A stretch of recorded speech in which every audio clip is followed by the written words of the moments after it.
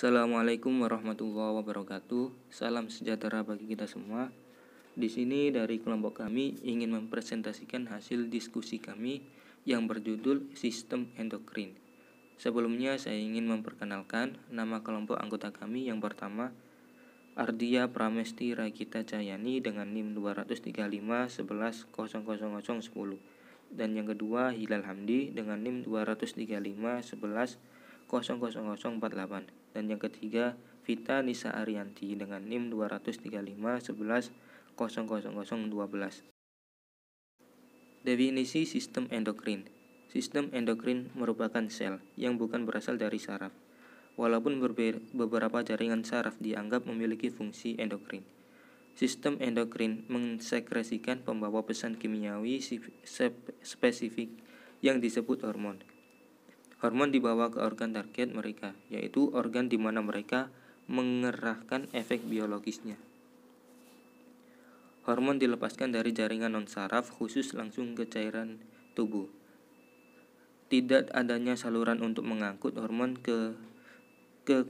dari kelenjar ke cairan tubuh yang bersirkulasi, misalnya plasma hemolimfa, menimbulkan istilah kelenjar tanpa saluran, istilah alternatif yang kadang-kadang digunakan untuk menggambarkan kelenjar endokrin.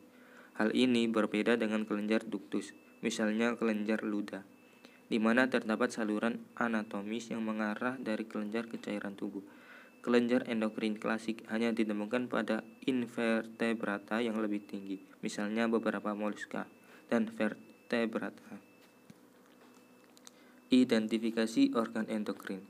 Yang pertama, organ endokrin sejati untuk menentukan apakah struktur tertentu pada hewan memiliki fungsi endokrin.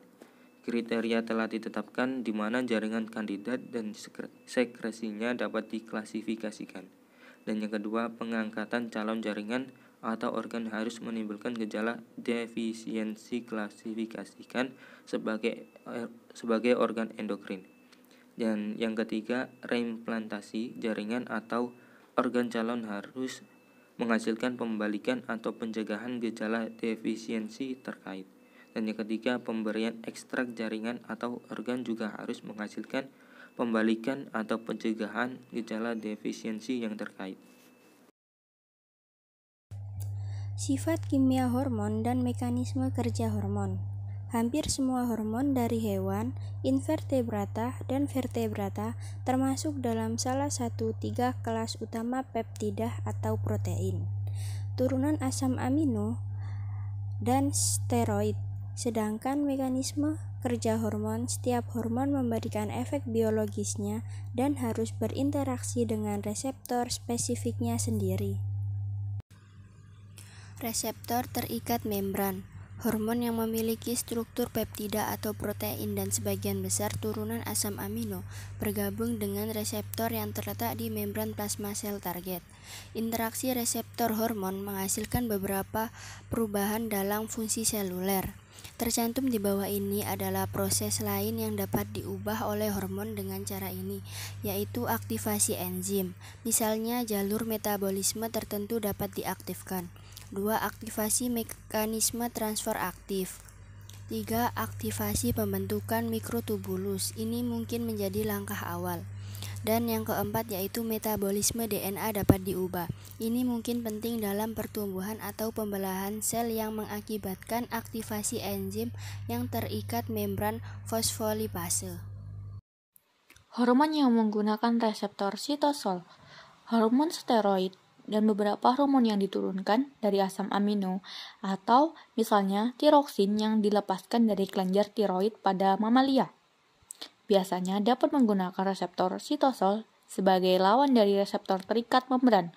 Hormon-hormon ini biasanya sangat larut dalam lemak dan sangat mudah melewati membran plasma sel target.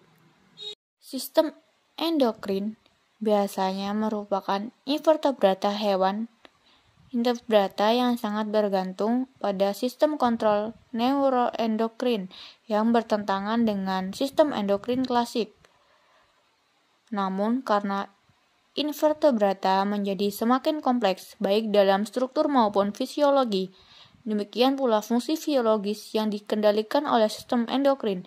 Ini sebagian karena invertebrata yang lebih tinggi, misalnya moluska, atau biasanya memiliki sistem peredaran darah yang lebih berkembang daripada invertebrata yang lebih rendah, seperti cacing pipih, dan karena itu mereka memiliki mekanisme yang lebih efisien untuk mendistribusikan hormon yang diperlukan.